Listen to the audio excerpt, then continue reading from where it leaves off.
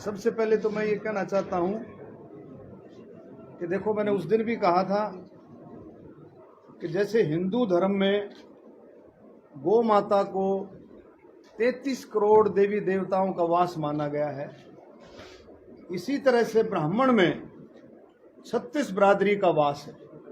जब मैं ब्राह्मण शब्द की बात करता हूं तो ब्राह्मण 36 बिरादरी को रिप्रेजेंट करता है। वो बैकवर्डों को भी, दलितों को भी, हर तबके को वो साथ लेकर के, किसान, मजदूर, गरीब, दलित, बैकवर्ड, हर एक को तबके को साथ लेकर के चलने की क्षमता ब्राह्मण में है और उसने कभी जाति पाति नहीं करी। दूसरी बात, मैं किसी जाति विशेष से, जैसे ऐसी अफवाहें फैलाई जा रही हैं कि डॉक्टर भाई पंजाबियों के लिए कुछ ऐसी बातें कर रहे हैं, ऐसा कुछ नहीं है।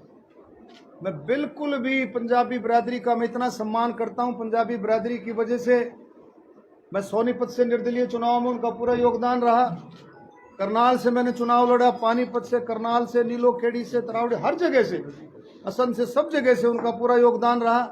अब रोहतक से चुनाव लड़ा तो उनका पूरा योगदान रहा। 36 बिरादरी के योगदान में पंजाबियों का योगदान भी भूला नहीं जा सकता। मैं बहुत बहुत तहे दिल से धन्यवाद करता हूं। लेकिन जो लोग ऐसी बातें करते हैं, उन्होंने क्या किया, ये बात सोचने वाली है। अब आप देखें, हम बात कर रहे थे गौड़ ब्राह्मण विद्या प्रचारिणी की संस्था की, जो बात कर रहे थे जमीन की। आप ये देखो, हिंदू एजुकेशन सोसाइटी की लगभग 150 एकड़ जमीन जो 2019-20 में छोड़ दी, कई सालों से हिंदू एजुकेशन सोसाइटी के पास थी। ये आपकी कटेसरा की जमीन है। तो ये तो इन लोगों के साथ भी, बिरादरी के साथ भी धोखा हो रहा है भाई। उस जमीन का क्या, उस जमीन की भी जांच होनी चाहिए कि वो जमीन आज भी वहां कटेसरा की भूमि में उनकी बिल्डिंग बनी हुई है, कि उस जमीन का क्या हुआ। और जो हमारे व्यापारी भाइयों के लिए जो रोहतक में उत्पात मचा रखा है, आपका किला रोड, आपका रेलवे रोड, भिवानी स्टैंड, आपका ये सारा इलाका जो उत्पात मचा रखा है, आज मैं अपने माध्यम से कहना चाहता हूं। मैंने पहले भी डिप्टी कमिश्नर से बार बार बात की थी, लेकिन आज मैं खोल करके दूसरी भाषा में बात करना चाहता हूं कि भाई अपना ये पीला पंजा, अपने ये जो अपने तोड़ फोड़ की जो कार्रवाई है, इसको रोक के इसको चांस दें। इस तरह से बात नहीं होती है। लियार वाइल में अफसरों ने अपना पीला पंजा उठाया और कहीं भी बढ़ गए, बिल्कुल नहीं। इसका एक नोटिस दिया जाए। और भाई मैं इसमें बैठूंगा, इस कमेटी में बैठूंगा, मैं, मेरे नेतृत्व में कमेटी बने, बीइंग ए मेंबर पार्लियामेंट, उसमें डीसी भी हो, एडीसी भी हो, निगम का कमिश्नर भी हो, उसमें देख करके किसका हमने तोड़ना है उसको जाकर के बताया जाए कि भाई तेरे में ये कमी है, उसको नोटिस दिया जाए और उसको बताया जाए कि भाई तेरे में ये कमी है, आप इस कमी को दूर करो, नहीं तो आपको इतना हम टाइम देते हैं। सारी बातें, ये भाईचारे की बात है, ये हमारे दुश्मन नहीं है। लेकिन मैं ये कहता हूँ, अवैध कॉलोनियां और भी हैं। अरे जब बनती हैं, जब वो कटती हैं, जब कौन कटवाता है, जब ये अफसर क्या करते हैं, बनगी कटगी, मकान बन गए, कई साल मकान बने हो गए, फिर वो पीला पंजा लेकर के पहुंचते हैं। तो क्या उन अफसरों के खिलाफ भी जिन्होंने ये कार्रवाई कराई है, क्या उन अफसरों के खिलाफ भी जिन्होंने ये काम करवाया, क्या उन अफसरों के खिलाफ भी सरकार जो है कार्रवाई करती है? ये सारी बातें ध्यान देने की हैं। दूसरा, मैं इसी चीज के जरिए से बहुत सारी चीजें ऐसी हैं, जैसे मैंने बहुत दिल से मेंबर पार्लियामेंट बनने के बाद, लगभग 3 साल हो जाएंगे मेंबर पार्लियामेंट बनने के बाद, मैंने पूरी कोशिश की, मैं बहादुरगढ़ से सांपला और सांपला से रोहतक मेट्रो से जोड़े, इसकी मैंने पूरी कोशिश की। और इसमें सर्वे हुआ, फिजिबिलिटी रिपोर्ट नहीं आए कि भाई फिजिबल जो है वो प्रोजेक्ट फिजिबल नहीं है। लेकिन मैं ये, आपको भी सबको पता होगा कि आजकल कोई भी प्रोजेक्ट, चाहे वो रेलवे का हो, मेट्रो का हो, कोई भी प्रोजेक्ट है, आजकल एक केंद्र सरकार की इस तरह की एक योजना है कि जब तक हरियाणा सरकार उसमें पार्टिसिपेट नहीं करेगी, केंद्र सरकार उसमें कुछ नहीं कर सकती है। तो मैं बार बार, मैंने मुख्यमंत्री जी से भी बात की कि भाई मेट्रो वाला जो है, इसमें फिजिबिलिटी को, जो पब्लिक के काम है, जनता के काम में फिजिबिलिटी नहीं देखी जाती, जनता के कामों में कोई फिजिबिलिटी नहीं देखी जाती। जनता के कामों में, जनता की सेवा के लिए कहीं नुकसान भी होता, कहीं फायदा भी। और लेकिन मैं एक और कहता हूं, आप सांपला रोहतक तक मेट्रो लेकर के आओ, जो फिजिबिलिटी कागजों में जो आ रही है फिजिबिलिटी नहीं है। मैं कहता हूं कि सारे रिकॉर्ड टूट जाएंगे। वो फिजिबिलिटी जो कागजों में आ रही है, ये धोखे से, ये कि बनावटी जो आ रहा है कि भाई नॉन फिजिबल है, वो सारे के सारे रिकॉर्ड टूट जाएंगे जब वो ये प्रोजेक्ट पड़ेगा। तो मैं पुरजोर मांग करता हूँ इसमें फटाफट जो इसमें सर्वे करा करके इस काम को भी आगे बढ़ाने की कोशिश करें। ये सारे काम मैं माननीय प्रधानमंत्री जी को मैंने पहले भी दिया, अब मैं माननीय प्रधानमंत्री जी को एक एक चीज लिख करके माननीय प्रधानमंत्री जी के पास मैंने भेज रहा हूं मैं दोबारा से। और हमारी बादली, नासा से बादली और बादली से आगे जो है झज्जर तक भी मेट्रो को जोड़ा जाए। और भी बहुत सारी चीजें ऐसी हैं, जैसे सांपले वाला अंडरपास, और भी बहुत सारी चीजें ऐसी हैं जिनको बार बार आज आप देखोगे। सड़कों का क्या हाल है, स्कूलों की क्या हालत है, ये सारी पानी की समस्या है, बिजली की समस्या है, जो तो पूरी देशव्यापी है। चलो भाई, तो धीरे धीरे कर करके इसकी माननीय प्रधानमंत्री जी भी और सारे गंभीर हैं। लेकिन जो हरियाणा स्टेट से लगती हुई जो समस्याएं हैं, उन पर हमें विशेष ध्यान देना चाहिए। और आप देखें वाटर लॉगिंग की कितनी बड़ी समस्या हरियाणा में। अपने मेरे रोहतक और झज्जर जिले में, दोनों जिलों में मैक्सिमम जो जमीन है वो वाटर लॉगिंग पे चली जाती है। बारिश होते कितना पानी चूहा जो जमीन से कितना ऊपर आया हुआ है, ऊपर जो उसकी और सरकार इसमें विशेष ध्यान दे करके हमारे किसानों की जबरदस्त समस्या है, उस चीज का ध्यान रखे, बहुत ही इम्पोर्टेंट है। और आगे जो है नौजवान साथियों को मैं कहूँगा कि भी चीजें जो है सरकार कसर नहीं छोड़ रही, सरकार योजनाएं बनाने में कसर नहीं छोड़ रही, सरकार पोर्टल बनाने में कसर नहीं छोड़ रही, सरकार दबा करके पोर्टल बना रही है, दबा करके योजनाएं दे रही है। लेकिन प्रैक्टिकल रूप से आप देखोगे वो योजनाएं लोगों तक कम पहुंच रही है। पोर्टल आप जब जाता है, इंसान जाता है, तो आप देखोगे पोर्टल बंद मिलता है। मेरी फसल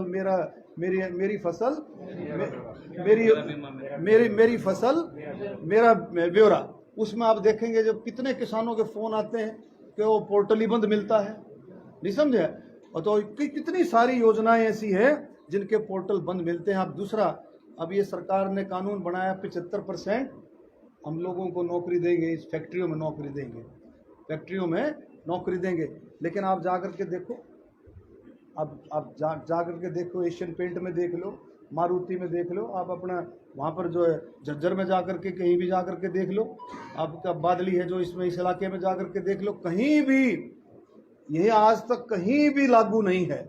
तो नौजवान साथी इंतजार में है कि भी हरियाणा सरकार ने जो कानून बनाया है, इस कानून को जल्दी से जल्दी सख्ती वाली बात नहीं आती है, सख्ती से जब तक कानून को आप इम्प्लीमेंट नहीं करोगे ये बात बनेगी नहीं। बहुत सारी चीजें ऐसी हैं। अब आप देखो, एक छोटी सी बात है, ईबीपीजी जो ये था, आपकी जो रिजर्वेशन थी, उसमें आप देखो, उसको हरियाणा सरकार ने असेंबली से पास करा करके वो किसको मिलनी थी, वो ब्राह्मणों को, पंजाबियों को, बनियों को, राजपूतों को, 4 कौमों को उसकी योजना का लाभ मिल रहा था 10%। उसको असेंबली में पास हुई थी वो, और बगैर असेंबली में पास हुए, और ये जो है हरियाणा जो है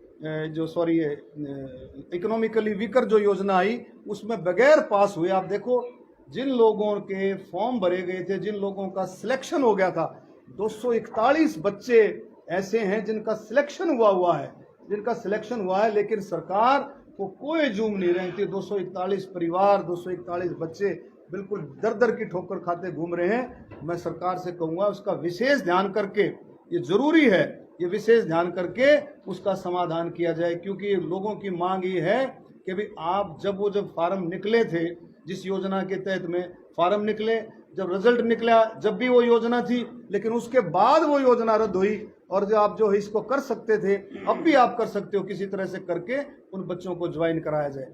एक ये दोड़ी वाली जमीन जो है, इसमें भी कम से कम 25 से 30% लोग ऐसे हैं जो इसमें बसते हैं। और उसमें भी ये नहीं है, हर एक बरादरी के गरीब से गरीब आदमी भी उसमें शामिल है, दलित भी शामिल है, वाल्मीकियों को भी वो जगह मिली थी, ब्राह्मणों को भी जगह मिली थी, उसका भी विशेष ध्यान रखा जाए।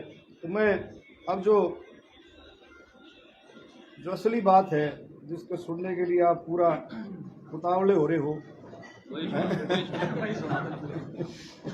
आप ये देखो, मैं इसको बहुत सीरियस मानता हूँ। और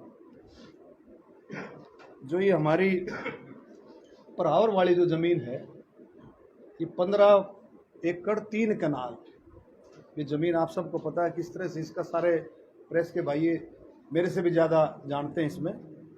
और इसको किस तरह से मरोड़ा गया, किस तरह से मरोड़ा गया, जो 2 घंटे के काम को इतना लंबा खींच दिया गया, 2 घंटे के काम को इतना लंबा खींचा गया।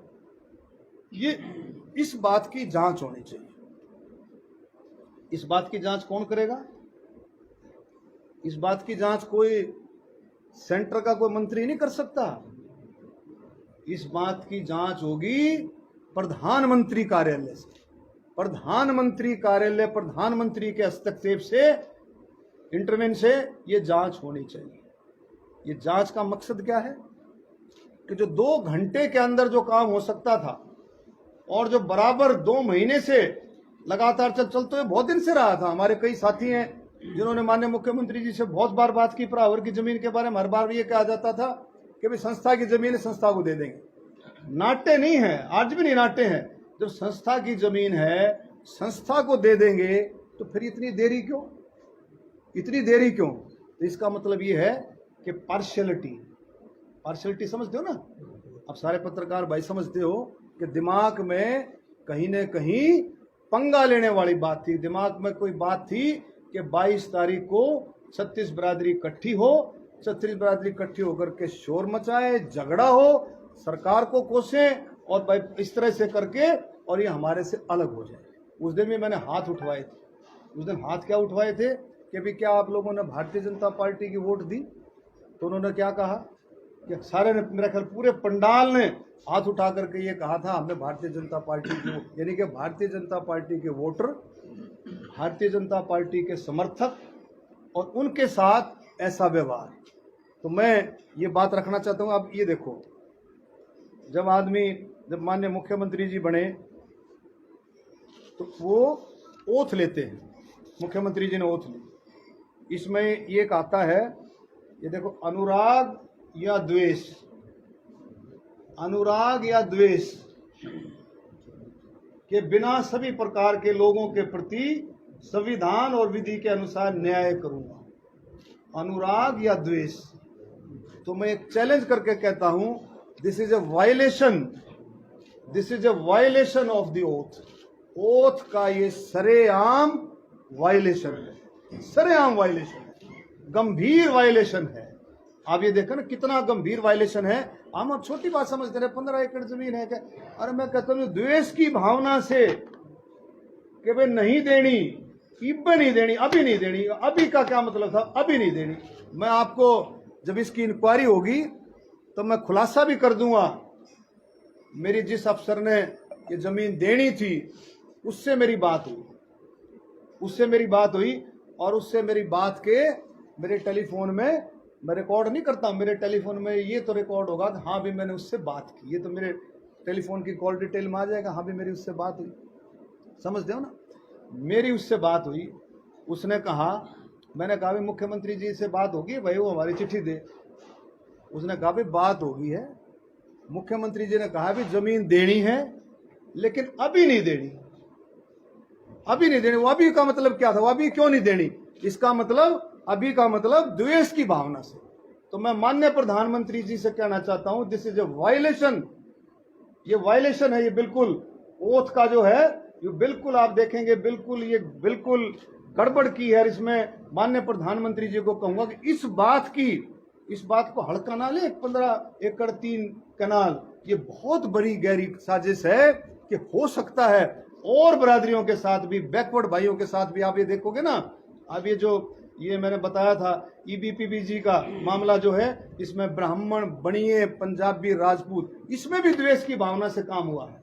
इसने कोर्ट ने नहीं, सरकार ने इसको रोका है। 241 बच्चों के साथ द्वेष की भावना से काम हो रहा है। मैं कहता हूं दलितों के साथ, बैकवर्डों के साथ और बिरादरियों के साथ, पंजाबी बिरादरी के साथ, पंजाबी बिरादरी भी इसमें शामिल थी। तो आप ये देखोगे द्वेष की भावना के साथ ही 15 एकड़ में नहीं, परावर वाली जमीन में नहीं, और भी बहुत जगह द्वेष की भावना से काम हो रहा है हरियाणा में, तो इसकी भी जांच करनी चाहिए और इसका भी पैमाना तय करें प्रधानमंत्री जी कि भी इसका पैमाना क्या हो। जब प्रधानमंत्री जी का दिल इतना बड़ा है, प्रधानमंत्री जी का दिल इतना बड़ा है, तो उनके मुख्यमंत्रियों का दिल भी इतना बड़ा होना चाहिए। प्रधानमंत्री जी का दिल तो आपने देख लिया कितना बड़ा है, आपने कई कामों में प्रधानमंत्री जी का दिल देखा, किसान आंदोलन में कितना बड़ा दिल दिखाया प्रधानमंत्री जी ने, और हमारे ये सरकार, हमारे मुख्यमंत्री जी को भी इस काम में बड़ा दिल दिखाना पड़ेगा और बड़ा दिल दिखाएगा। इसका फैसला कौन करेगा?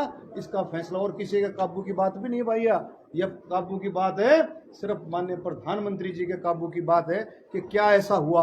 और मैं गारंटी से कहता हूं, कोई मैं नेम धर्म उठा करके कह सकता हूं, ये काम द्वेष की भावना से हुआ, ये काम ब्राह्मणों को छेड़ने के लिए हुआ 1000% कि भी इनका दम देखा जाए। और आप देखें, ब्राह्मण को ब्राह्मण अकेला नहीं, ब्राह्मण 36 बरादरी है ब्राह्मण। उस दिन भी आपने देखा होगा 36 बरादरी, हजारों की संख्या में 36 बरादरी जो है आई हुई थी। और अगर भाई न्यू दम देखना है तो भाई दम आपको बार बार दिखाते रहेंगे। अब जुलाई में हम एक रैली रखेंगे, फिर देख लो, जुलाई में देख लो, अगस्त में रखेंगे, अक्टूबर में रखेंगे। जो दम देखना है तो भाई पूरे हरियाणा में दम दिखा सकते हैं। 36 बरादरी पूरे हरियाणा में दम दिखा सकती है। भाई आपने दम ही देखना है कि भाई लोगों में कितना दम है, 36 बरादरी में कितना दम है, हरियाणा के लोगों में कितना दम है। तो ये दम देखना है तो भाई आप देखते रहो, फिर हम दम दिखाते रहेंगे। लेकिन ये बिल्कुल घिनौना काम हुआ है और इसकी जांच होकर के इसमें एक्शन भी होना चाहिए। जब वायलेशन हो, ओथ की वायलेशन हो, तो आप भी समझ सकते हो उसमें क्या एक्शन हो सकता है। ओथ की वायलेशन में जब ओथ ली है, जो संविधान के हिसाब से ओथ ली है, और आपने ओथ का ही खुलेआम वायलेशन है, मैं गारंटी से कह सकता हूँ वो जो ऑफिसर है, जब बात आएगी तो मैं पेश होकर के कहूंगा कि भाई इस ऑफिसर ने मुझे ये कहा था कि भाई आप 2 घंटे के अंदर, उसने तो करिए कहा था, मैं कहता 2 घंटे के अंदर, उसने कहा था अगर मुख्यमंत्री मुझे कह दे तो मैं शाम तक चिट्ठी दे सकता हूँ। शर्मा जी, आपने कहा था जब सभा में कि बहकाव में काम करें, अपने दिमाग से काम नहीं कर रहे। ये बताना तो लग रहा है ये क्या हुआ? यही तो बात है ना। सीएम कह रहे, सुनो, सीएम साहब ये सीएम साहब ये कह रहे हैं, एक मिनट, सीएम साहब ये कह रहे थे भाई आपको जमीन देनी, रुक के मार के भाई जमीन संस्था की है, जमीन देनी है, दे नहीं रहे। क्यों नहीं दे रहे भाई? तो मंशा क्या है? मंशा तोड़ने की मंशा, तोड़ने की मंशा है, हरियाणा को तोड़ने की मंशा है, हरियाणा में जातिवाद की मंशा, हरियाणा को ऐसा सिस्टम बनाने की मंशा है कि भी हरियाणा को तोड़ा जाए। हरियाणा को जो है, अब देखो ना आप, ये की मंशा है, किसकी? ये देख लो आप, तो मैं इसमें क्या बोलूं। इसमें जब सरकार का है, जो मुखिया है, मुखिया अपने दिमाग से काम नहीं करेगा, मुखिया की जो मंशा ऐसी होगी, अरे भाई 2 घंटे के काम को आप उसको लगातार खींचे जा रहे हो। ये मैं जमीन की बात है, अब मैं ये कह रहा हूं कि इसकी जांच होनी चाहिए। अच्छा, आपने तो इसकी जांच हो, इसकी पार्टी भी आपको सांसद नहीं देखना चाहती। हाँ, नहीं, मैं ये नहीं कर रहा, मैं कहा मैं बन गया, लेकिन पार्टी को नहीं, पार्टी को तो पसंद करती है मुझे पार्टी, मैंने कभी नहीं कहा। मोदी जी पसंद करते हैं, अमित शाह जी, नड्डा जी, धनखड़ साहब, पार्टी मुझे पसंद करती है, पार्टी मुझे कभी गले लगाती है, इसमें कोई शक नहीं। कल न कुछ भी हो जाए, लेकिन आज की बात कर रहा हूं। लेकिन ये रोहतक, समझ गए, मनीष और मुख्यमंत्री, इनको नहीं पच रहा कि भाई ये जो है।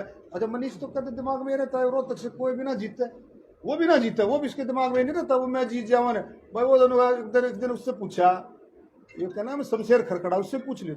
शमशेर खरकड़ा जो पूछा ये अपने तावड़े जी ने, भाई शमशेर जी रोहतक में क्या रहेगा आगे असेंबली में? बोला जी दांस नहीं। बोला क्यों? बोले मनीष जब तक रहेगा, जब तक आना ना दे, क्या है ना, समझे? तो ये चीजें ओपनली हैं, मतलब अगला राम अवतार से पूछ लो, राम अवतार वाल्मीकि से पूछ लो कि भी क्या हुआ था, शमशेर से पूछ लो। तो ये सारी चीजें इसने मतलब बिल्कुल, ये भाई किसी का भी सिस्टम नहीं है, ना ये बरादरी का, ना ये व्यापारियों का, ना छोटे ना बड़े, ना ये तो भाई सिर्फ और सिर्फ। दूसरी चीज और है, अब ने बोला कहा भाई सबूत। अभी प्रधानमंत्री जी ने भी कैसे सबूत, प्रधानमंत्री मैं लिखूंगा सबूत मिटाने में और सबूत खाने में ये सरकार एक्सपर्ट है। आज तक की हरियाणा की सबसे ऐसी सरकार है जो सबूत मिटाने में और सबूत खाने की एक्सपर्ट सरकार है। मतलब जो है ये ना सबूत ले आओ, सबूत तो 1 मिनट में करा क्या कर देंगे। तो कहाँ सबूत की बात सुन लो। सबूत जो है एक एक रोहतक में, एक एक गली में, एक एक मोहल्ले वार्ड में, आप रोहतक का ही सर्वे कर लो, एक एक से पूछ लो, आप जो सबूत आ जाएंगे भाई क्या चल रहा है। एक एक जगह जा करके पूछ लो क्या चल रहा है। डॉक्टर साहब, इतनी भारी अनियमितता है आप बता रहे हैं, ये तो तभी संभव हो पाएगा जब आप मुख्यमंत्री बनेंगे। देखिए मेरी देखो, मैं तो सेवक हूँ भाई। क्योंकि आपने कहा था कि 2014 में 4.5 हो गया। हालांकि पंजाबी हमारे भाई हैं, रामविलास का कोई कसूर नहीं था, और 1966 का भी जिक्र कराया। 4.5 साल के बाद कोई नहीं बढ़ा। तो कहीं ना कहीं देखिए मुख्यमंत्री का चेहरा ऐसा तक सुनो। अरविंद शर्मा जी, मैंने कहा, आपने फिर भी सुना होगा कि ब्राह्मण में 36 बिरादरी विराजमान है। 56 साल हो गए, 56 साल हरियाणा को बने हुए, 36 बिरादरी ब्राह्मण में विराजमान है। तो मैंने कहा था भी पहले मुख्यमंत्री पंडित भगवत दयाल थे, 6 महीने रहे थे, ब्याज बुझ मिला के 5 साल हो गए, मतलब 6 महीने के 5 हो गए, 4.5 के 5। तो वो उनको मौका जो तो जनता का देख रहा, जनता 36 बिरादरी ब्राह्मण 36 बिरादरी पंजाबी भी 36 बिरादरी की बात कर रहे हैं, तो आप 66 के दौर की बात क्यों कर रहे हैं? भगवत दयाल शर्मा का नहीं, वो तो मैं बता रहा हूँ ना भैया, उनको याद दिला रहा हूँ। 36 बिरादरी को मैं याद दिला रहा हूँ। नहीं, 36 बिरादरी में तो पंजाबी भी है। आज पंजाबी मुख्यमंत्री है, तो फिर वो तो ऑलरेडी भगवान। मैं जैसे चलो आशा इस बात का भी जवाब सुनो। इस बात का जवाब ये है कि मेरी सोच ऐसी है कि सभी को मौका मिलना चाहिए। सभी को क्या मतलब कि जैसे पहले ब्राह्मणों को मौका मिला, 6 महीने मौका मिला, राजनीतिक हालात क्या रहे, तो अब ब्राह्मण का मौका ड्यू है। 1 मिनट आप उसको किसी तरह ले लेना। उसके 1 मिनट सुनो, पंजाबी तो चल रहा है, पंजाबी तो मैं खिलाफ नहीं हूँ। सुनो मेरी, सुन लो, पंजाबी के मैं खिलाफ नहीं, पंजाबी तो चल रहा है मेरे भाई, चल रहा है। मौका मिलना चाहिए ना, दलित को मौका मिलना। सुन तो लो, मेरे कान तो दो। उसके बाद मैं कहता हूं बैकवर्ड दलित रोटेशन बन जाए, ब्राह्मण, बैकवर्ड, दलित, फिर पंजाबी आ जाए, फिर जाट आ जाए, कोई भी आ जाए। मतलब रोटेशन जो है हरियाणा में रोटेशन बननी चाहिए। जिस बिरादरी को मौका नहीं मिला उस बिरादरी को भी मौका मिलना चाहिए। और समझा, बैकवर्ड को मिलना चाहिए, दलित को मैं कहता है रोटेशन। आपका दिल कर रहा है मुख्यमंत्री के लिए, आपका मन है क्या? अरे मैं तो सेवक हूँ, सुन तो लो। मेरे दौर तो बतेरी ऑफर आ ली, सुन लो। मेरे तो ये ऑफर भी आ ली कि छोड़ दो, मैं करूंगा तो। मैं प्रेस के जरिए सुनो, मैं प्रेस के जरिए सुनो। वो 5 महीने जो ड्यू रह रहे थे रोटेशन में, वही ऊपर आ गए ना। देखा ना बिल्कुल कितना आपने पीले पंजे की बात की कि भाई ये कार्रवाई नहीं होनी चाहिए, अब तक क्यों खामोश थे आप? बोले मैं डीसी को बात करी मैंने। नहीं, डीसी रोड पे कार्रवाई होती है, रेलवे रोड पे। ऐसा देखो भाई, हर चीज का समय है। मैंने आप पहले भी बात करी थी, मैंने कई कॉलोनियां मैंने रोकी है जुड़ने से। बादरगढ़ में, झज्जर में कई कॉलोनियां मैंने रोकी है। भाई जब ये बन रही थी तो तुम कहाँ थे? मैंने अपने हिसाब से कई कॉलोनियां रोके, लेकिन यहाँ भाई और लोग लग रहे थे इसमें तुड़वाने। डॉक्टर साहब, आपने कहा कि जुलाई में आप नेता साहब से मिले थे, थोड़ा सा बताइए कि क्या मुलाकात खबरें तो ऐसी है कि वहाँ पे बड़ी क्लास नहीं। अच्छा सुना, ये तेरी क्या नाम आपका? अनुज नरवाल साहब। ऐसा देखो, परमात्मा बड़ी ताकत है। मैंने कभी घमंड नहीं किया, 4थी बार सांसद है, ठीक है। ये भी है, या इस पर भी सोशल मीडिया पे भी चल रही थी। डॉक्टर अरविंद शर्मा को छाप दिया ना इसको अच्छी तरह से। डॉक्टर मेरे पिताजी तो रहे नहीं, डॉक्टर अरविंद शर्मा को 36 बिरादरी जनता अपने दरबार में बुला कर धमकाओ 100 बार। और मेरी माँ, मेरे पिताजी नहीं रहे, बाकी इस दुनिया की कोई ताकत डॉक्टर अरविंद शर्मा की तरफ देख भी नहीं सकती। धमकाने की बात समझे, धमकाने की बात तो दूसरी है, देख भी नहीं सकते। ये बता देना, मैसेज दे देना, ये अलग अलग तरीके से चलाते ना कि डॉक्टर को बुला लिया, ऐसे कर दिया, देख भी नहीं सकती धमकाने में। मैं कि धमकाने मतलब भाई साहब रेल बनाने वाले आदमी हूँ ना, मतलब चुप रहता हूँ मैं, ठीक है। तो फिर क्या बात, इस विषय में कुछ बातें हुई? सुन, इस विषय में बात देखो, हैं? अच्छा डॉक्टर साहब आपने कहा जुलाई में अगस्त में नड्डा जी से क्या बात हुई आपकी? नड्डा जी से बात, नड्डा जी से देखो, एक पार्टी अध्यक्ष है, पार्टी अध्यक्ष ने सारी बात मेरे से पहले पता थी, मेरे से पता थी, मेरे से पहले पता थी। उन्होंने कहा अभी आपस में ऐसी बातें नहीं होनी चाहिए, आपस में असमंजस बना करके, आप सॉरी थोड़ा सा सिस्टम बना करके चलना चाहिए। अच्छा आने वाले दिनों में आपने कहा कि जुलाई में अगस्त में अक्टूबर में रैलियां करेंगे। नहीं भाई, कर देंगे, चिंता क्यों करते हो, अच्छा, बता डॉक्टर दें। साहब, आपने कहा था कि सांसद के काम भी नहीं होते बराबर में, आपने कहा था कौन लोग हैं जो काम करने से रोकते हैं? देखो ऐसा है, काम की कौन सी बात आती है, ध्यान सुनो। मेरे काम, मैं छोटे मोटे कामों की बात नहीं करता हूँ। बैठ जाओ भाई, बैठ जाना। हाँ जी। ये जो प्रशासनिक लेवल के, डिस्ट्रिक्ट लेवल के काम है, इनको मैं नहीं करता। इनका तो मैं MP नहीं भी था, जब भी मेरे काम मैं करा लेता था, कोई इसकी बात नहीं। मेरे काम कौन से हैं? मेरे काम है मेट्रो लेके आऊँ, मेरे काम है बाढ़सावाड़ा एम्स है, उसमें क्लासेज MBBS की चालू हों, आपने उसके कहा था- एक सुन तो लो, मैं सुना, आप आपको जवाब दे रहे हैं, बाद में बोल लेना, पहले सुन लो। एम्स में मेडिकल कॉलेज का काम शुरू हो, उसमें और डिफरेंट स्पेशलिटी आए, कार्डिक स्पेशलिस्ट हॉस्पिटल बने, और जो हमारा एक सबसे बड़ा इंपॉर्टेंट प्रोजेक्ट था Haryana, south Haryana economic rail corridor, जिसके लिए मैंने रेल मंत्री से 3 दफा मुलाकात की, हिस्टोरिक प्रोग्राम थे। और मुख्यमंत्री जी, रेल मंत्री जी की जब वहां बात हुई हरियाणा भवन में, तो यस होगी थी भाई इसका हम सर्वे कराएंगे, सर्वे कराएंगे, और अब तक वो सर्वे शुरू नहीं हुआ। मैंने बार बार कहा भी था। तो मेरे काम ये है कि बादली से बादली तक मेट्रो आ जाए, मेरे काम ये है कि रोहतक तक मेट्रो आ जाए, पहले सांपला आ जाए, सर्वे हो जाए, ये मेरे काम की बात कर रहा हूं मैं। और ये छोटे मोटे काम तो मैं वो ले लेता हूँ। आपने कहा था, आम आदमी मेरे पास आता है और जब दोबारा मेरे पास आता है तो वो निराश होकर आता है कि उसका काम नहीं हुआ। कोई आम आदमी मेट्रो की बात लेके नहीं आता। मेट्रो की भी लेके आते हैं, आम आदमी ये बात भी लेके आता है। सांपला वाले कम से 100 आदमी आए, आम आदमी थे कि जी हमारा वो अंडरपास नहीं बन रहा।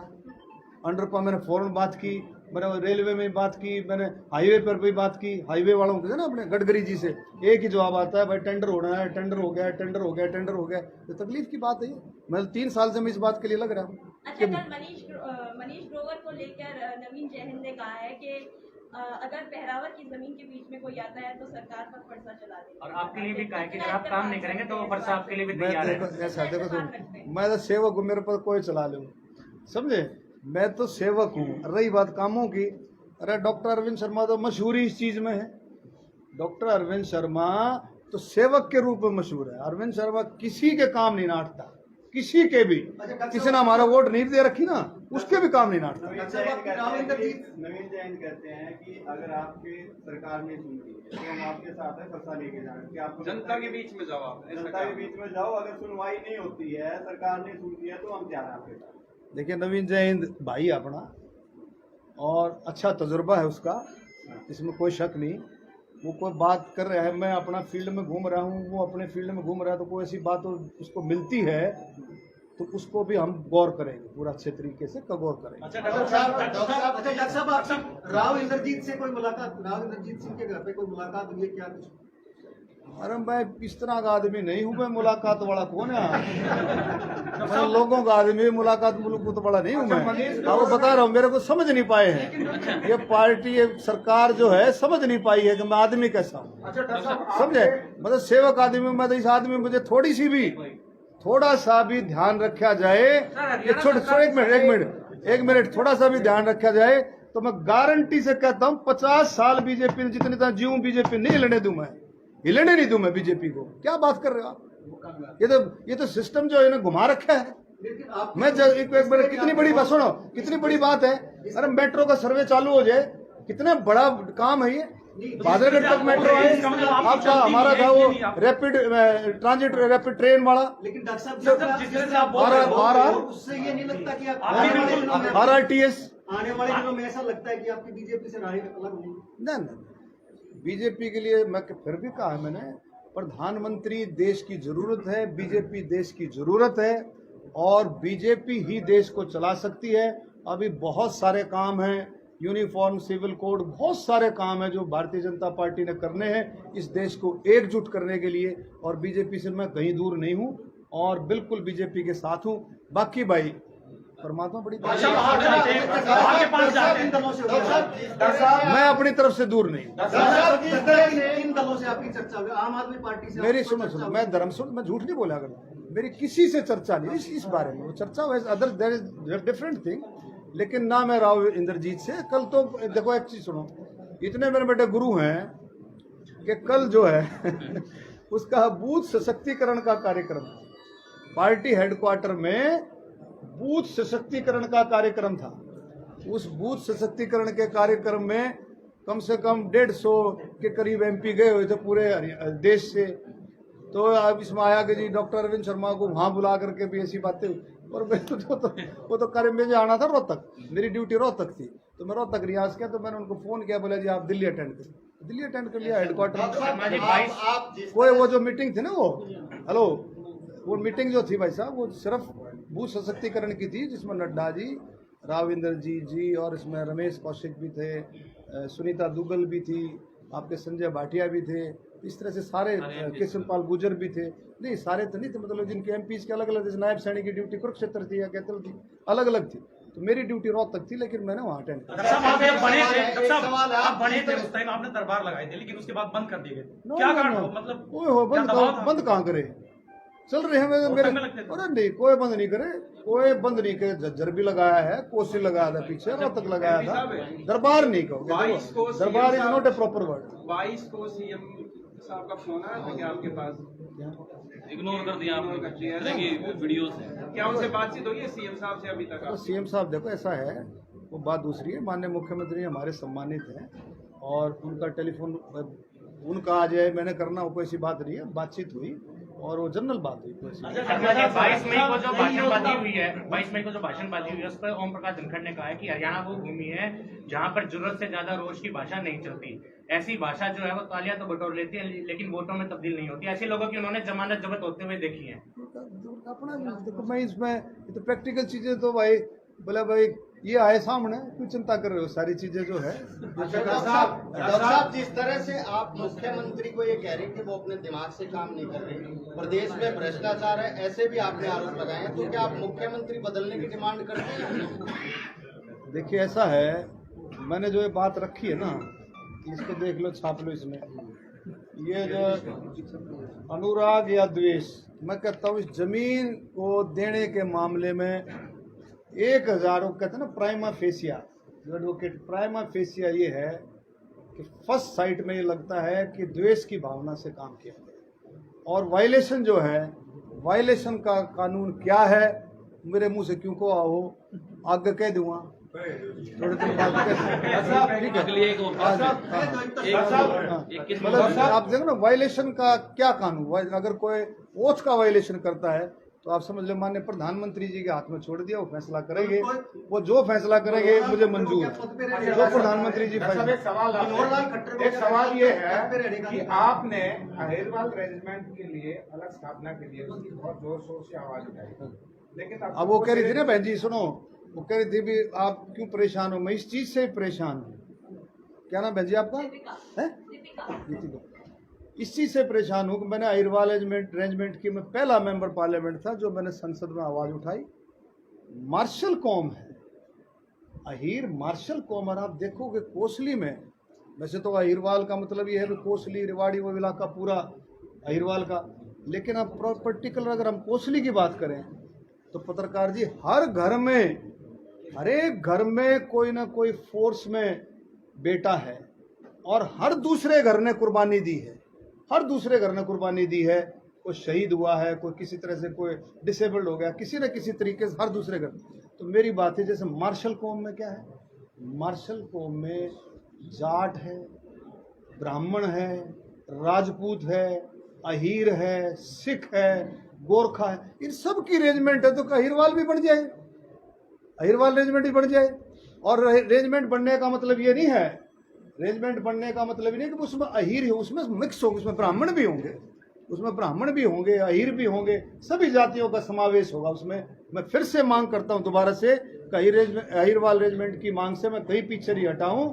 और ये मांग भी मैं अब जो लिखूंगा ना प्रधानमंत्री जी को, मैं सारी चीजें, मेरे मेट्रो का भी लिखूंगा, मेरे कॉरिडोर को भी लिखूंगा, सारी चीजें मैं लिख करके भेज रहा हूं कि भाई ये काम जो है प्रायोरिटी पर ये काम होने चाहिए। कोई बड़ा बजट नहीं है। हरियाणा सरकार का 1,70,000 करोड़ का बजट है, 1,70,000 करोड़ का बजट है। और पिछली बार लगभग 20,000 करोड़ बच गया था 1,50,000 करोड़ के बजट में। और ये तो मेट्रो का तो कुछ भी कोने पीनट है।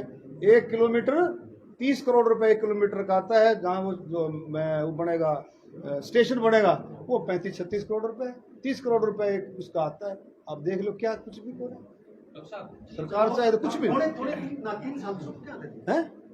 चुप थे, कोरोना ने खा लिए मेरे भाई। 3 साल तक कोरोना खा गया, कोरोना की लड़ाई नहीं लड़ी। अरे कोरोना सुनो, मैंने तो लोगों को ये कहा, सुनो, मैंने तो लोगों को ये कहा है कि भाई 2.5 साल, 2.5 साल कोरोना रहा, 2.5 साल तो कोरोना में हमने काम नहीं करा। कोरोना मोदी जी ने काम नहीं करा। मोदी जी को काम करते हैं उसमें सांसद भी काम करता है, हरियाणा सरकार को काम करती है उसमें एमएलए का जोड़ रहता है। डॉक्टर साहब, एक चीज समझ में नहीं आ रही, पहले तो मनीष ग्रोवर के लिए आप हाथ काट रहे थे, किसी भी प्रेस कॉन्फ्रेंस में आप सरकार का बचाव करते थे, आज आपने सड़कों की बात की। क्या आपको ये लगने लगा कि बीजेपी जाएगी और मेरे को अलग हो जाना चाहिए इससे? देखो सुन, मैंने क्या हो गया ये यार तो इतना इतना शाना पत्रकार क्या क्या मैं बीजेपी के साथ हूँ भाई, बीजेपी से अलग काम। ऐसा क्या हो गया? ये सब कैसे बदलाव आ गया सर? किसका एकदम से बदलाव आ गया सर? बदलाव देखो, द्वेष की भावना।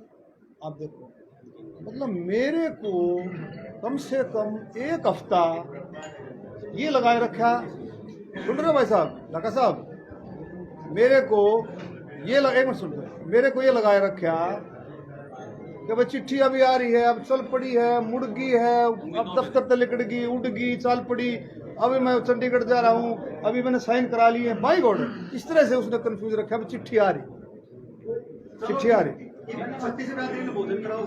हाँ बोलिए।